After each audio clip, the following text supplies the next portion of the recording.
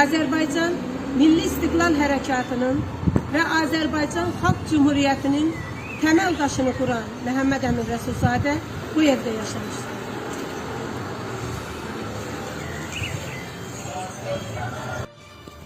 ...1908-ci ildə həbsdə olan Stalinin Bayıl həbsxanasından qaçmasına birbaşa yardım göstərən Məhəmməd Əmin Rəsulzadə onu burada, Novxanı kəndində yerləşən bu məsciddə atası Molla Hacı Ələkbərin axund olduğu bu məsciddə gizlədir.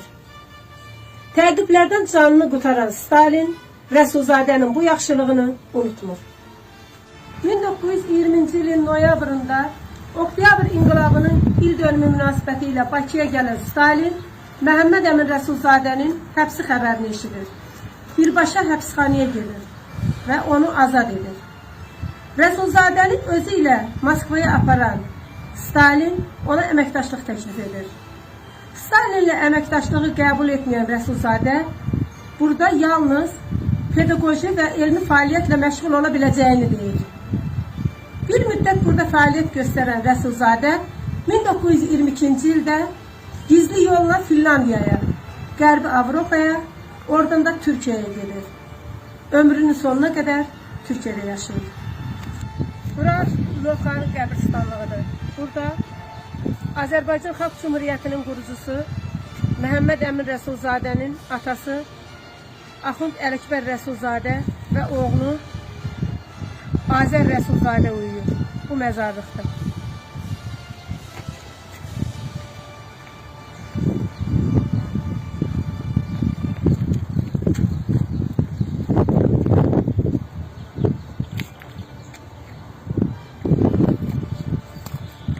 Bu məzarda Məhəmməd Əmin Rəsulzadənin vətəndən kənarda sürgündə vətən həsrəti ilə yaşayan oğlu Azər Rəsulzadə uyur. Qəbir daşının üstə yazılmışdır. Məhəmməd Əmin ailəsindən doğma vətəndə uyumaq yalnız 56 ildən sonra bu insana nəsib olur. Yəni bu ailədən doğma vətəndə yalnız Azər Rəsulzadənin və onun atası Axund Ələkbər Rəsulzadənin qəbri var.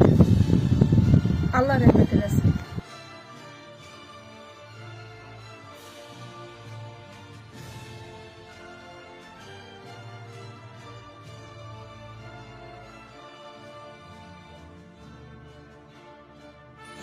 Ankara Universitetinin Tibb Fakültəsinin klinikasında müalicə olunan Məhəmməd Əmin Rəsulzadə 1955-ci il martın 6-sında gecə saat 11-ə 10 dəqiqə qalmış 3 dəfə Azərbaycan, Azərbaycan, Azərbaycan deyərək gözlərini əbədiyyətə yumdu.